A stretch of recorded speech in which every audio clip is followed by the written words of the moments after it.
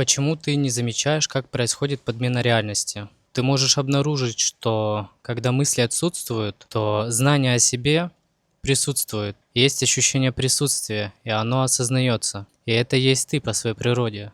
И тело в тебе, а не ты тело. Но когда возникает голос в голове, ты начинаешь себя с ним отождествлять и не замечаешь, что это уже не ты. Кажется, что это ты. И так происходит, потому что мысль, вот этот голос в голове, он озвучивается твоим голосом, голосом твоего тела.